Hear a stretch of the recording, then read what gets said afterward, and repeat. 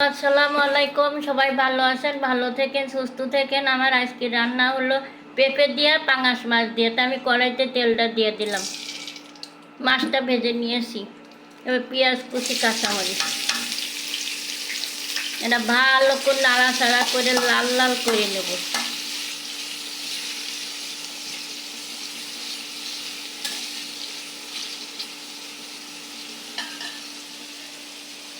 হোক, যে আমার পেঁয়াজটা হয়ে গিয়েছে, বাদামি রং হয়ে গিয়েছে।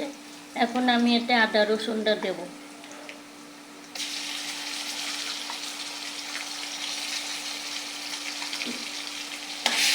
পেঁপে দিয়ে পাঙ্গাস মাছ রান্না করব। এতে আমি লবণ, হলুদ দেবো পরিমাণ মতন। হলুদ দিলাম, লবণ দেব, লবণ, এবার একটু পানি দেব। পানি দিলাম, পানিটা শুকিয়ে যাবে, অনেক সুন্দর করে কষানো হয়ে যাবে। কষুক মশলাটা। পেঁয়াজটা হয়ে গিয়েছে, মশলাটা আমি একটু পেঁপেটা দিয়ে দেবো।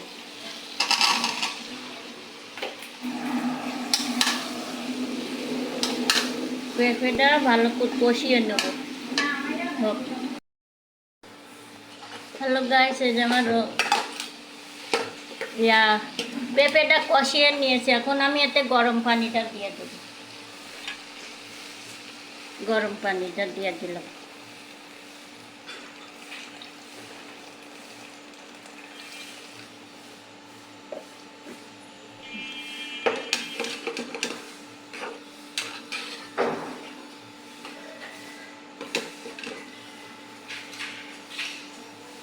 পানিটা ভালো করতে দিয়ে। হ্যালো গাইস, এই যে আমার তরকারি পেঁপেটা হয়ে গিয়েছে। আমি এই যে মাছটা ভেজে রাখছিলাম, মাছটা দিয়ে দিলাম, পাঙাশ মাছ।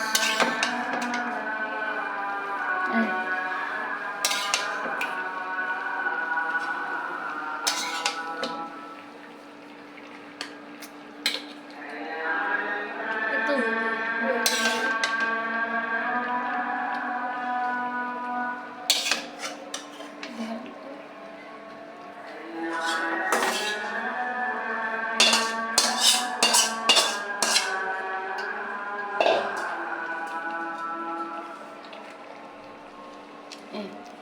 এই যে পাঙাশ মাছ দিয়া দিলাম, ভাজা মাছটা আস্তে আস্তে হোক, ঢাকনা দিয়ে ঢেকে দেব।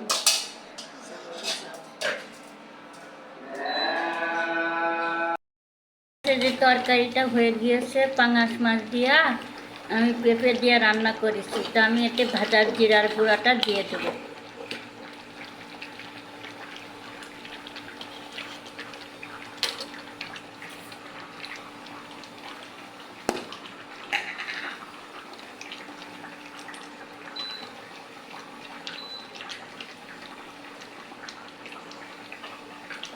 ভাজা জিরার গুঁড়াটা দিয়ে দিলাম। খেতে সুস্বাদু হয় লাস্টে ভাজা জিরার গুঁড়া দিলে তরকারির সাথে। আপনারা একদিন খেয়ে দেখুন, ভাজা জিরার গুঁড়া লাস্টে দিয়া, খুব মজা হবে তরকারিটা।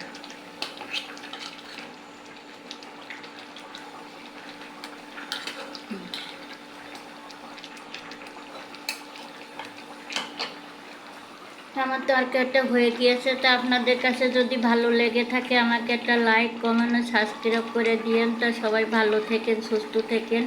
আমার রেসিপি এই পর্যন্ত শেষ হয়ে গিয়েছে, বেশি ঝোল নাই।